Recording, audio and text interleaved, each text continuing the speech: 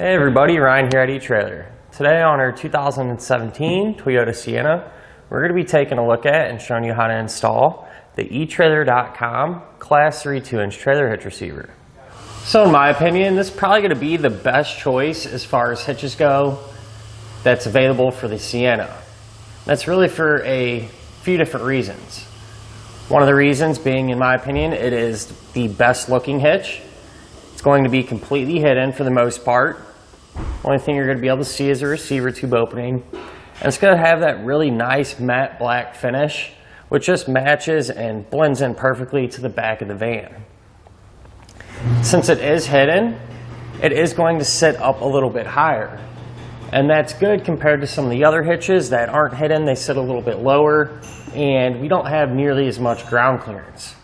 And that's important. The Siennas don't ride super high, and so by obtaining this extra ground clearance, we're not going to have to worry as much whenever we're going up steep driveways and things like that. It's also going to be really versatile. And the Sienna vans are versatile as well and can do a lot of different things, whether they're pulling a trailer or hooking up some accessories to the back of them. With this being a Class 3, it's going to have some pretty good weight capacities if you are pulling a trailer. And since it has that 2-inch by 2-inch receiver tube opening, the choices as far as hitch mounted accessories go are more or less endless. So you shouldn't have any issues finding a bike rack, cargo carrier, whatever you may want to use with your Toyota van. So the hitch is going to have a reinforced collar, which does give it some extra strength and looks pretty good too, in my opinion. It's going to have the standard 5/8 size pinhole. Now keep in mind, a pin and clip does not come included, but if you need one, you can find it here at eTrailer. Going to have loop style safety chain openings, which aren't huge, but they'll give us enough room to use just about any hook. Really the only thing we have to watch out for, and it's not really a huge deal, but worth mentioning, is that they do sit right below the pin and clip. So whenever you go to put your hooks on, make sure that they don't interfere with your clip or your pin. Now, as far as the hitch's weight capacities go, it's going to have a 525-pound maximum gross tongue weight rating. So that's going to be the amount of weight pushing down on the hitch. That's a pretty high number, so you should be able to use just about any size bike rack or cargo carrier that you'd want to. As far as the maximum gross trailer weight rating goes, it's going to be 3,500 pounds. That's going to be the amount of weight that's pulling on the hitch. So that'll be the weight of your trailer plus anything that you might have on it. Now, I do always like to point out, it's never a bad idea just to check with your Toyota's owner's manual to make sure your Sienna can pull that much weight. And if you do plan on doing a little bit of towing, I would recommend picking up some trailer wiring. That way the lights on your trailer will match up with the lights on your van and you'll be safe and legal.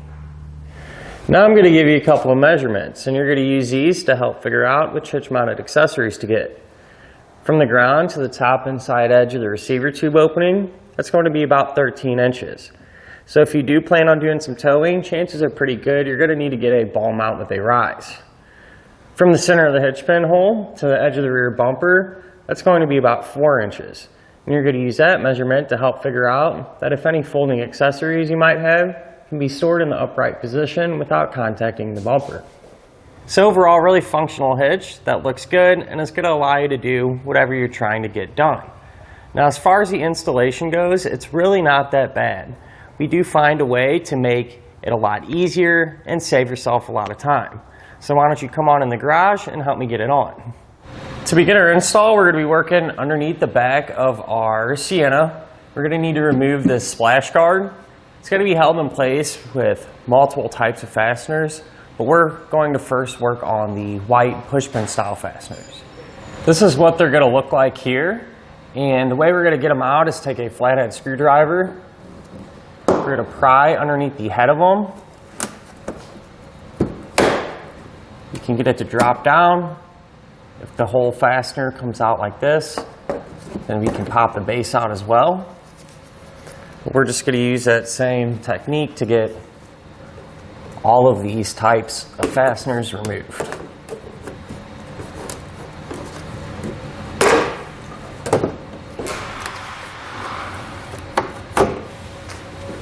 Then we're going to have a total of 5 10mm screws just like this along this very back edge of our bumper. So we'll go ahead and pull those out too.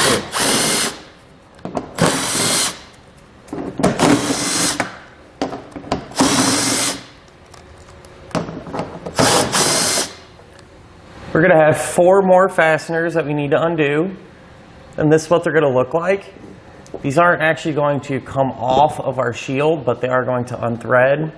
Sometimes they can be a little finicky. For example, this one kind of just popped off. So we'll move back here to this corner to kind of give you a better example. What you can do is take a big Phillips screwdriver or even a big flathead. You're going to turn it, and sometimes you'll feel it come unthreaded. Other times you might have to kind of grab the splash shield and put a little downward pressure on it to get it to pop free. So we're going to do that for the other remaining 2. And keep in mind, once these do come off, there's not going to be anything holding our splash shield on.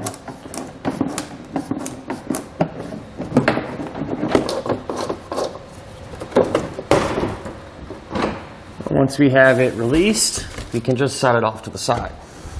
Now we're going to need to lower our tailpipe a little bit. That way we have a little extra room to work.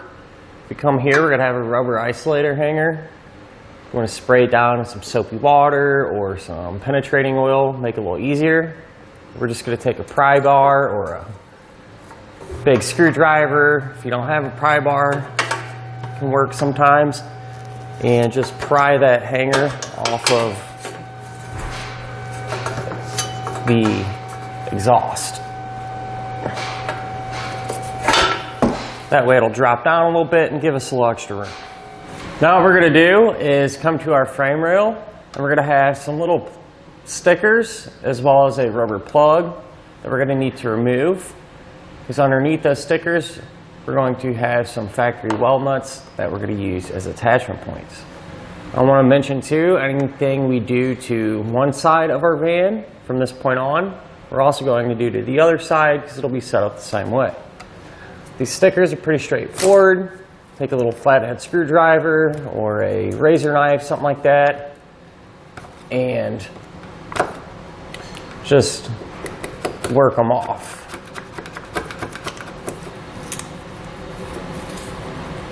Rubber plug will be this one. Pretty much same deal. We'll just kind of pry underneath it and kind of pop it out.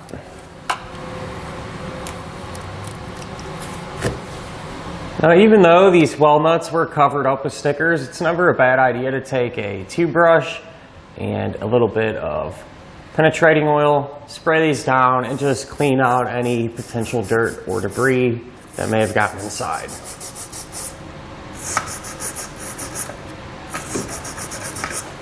Now at this point, we are going to deviate from the instructions a little bit.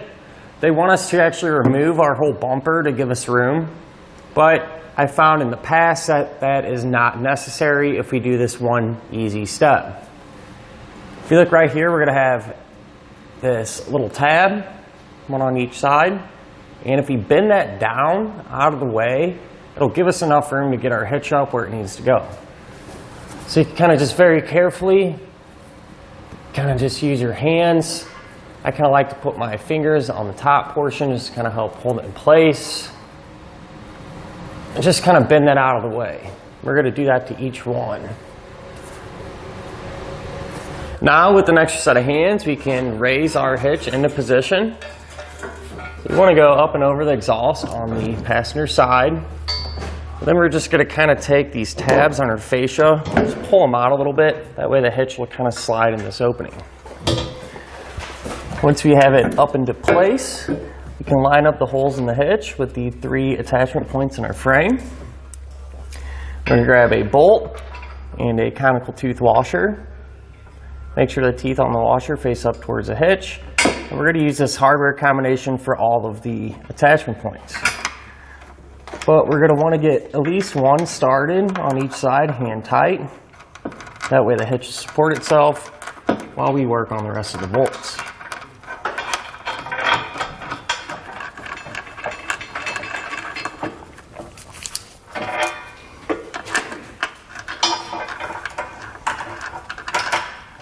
With all of your hardware hand tight, you can come back and snug it all down.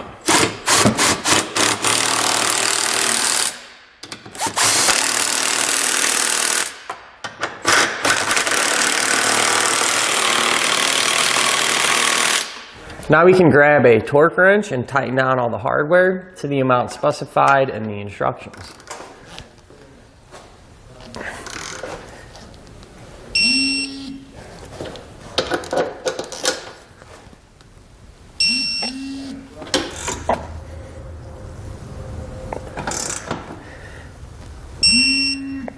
Once the hitch is torqued, we can raise our exhaust back up. So just kind of grab the rubber hanger and kind of bend it towards the front of our van.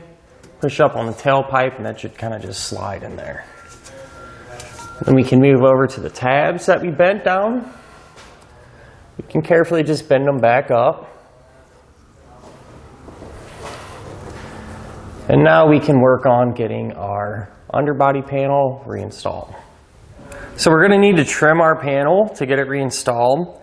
Now this is something you don't have to do. It's not necessary that the panel goes back up. So I just wanted to mention that. But if you do want to reinstall it, this is kind of what you're going to need to do. So there is a diagram in the instructions and tells you where to cut. And I kind of like to hold it up and eyeball it and get an idea to verify that our diagram is indeed going to work, which it is pretty close. I used a marker to kind of draw them lines out for you. Since it says plastic, I'm just going to use a pair of snips to get that opening cut out.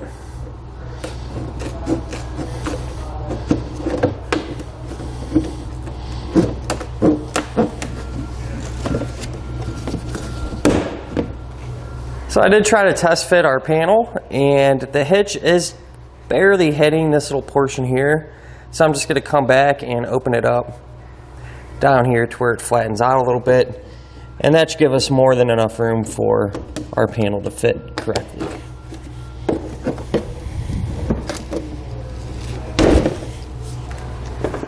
So we'll put our panel back into position and reinstall it the opposite way that we removed it.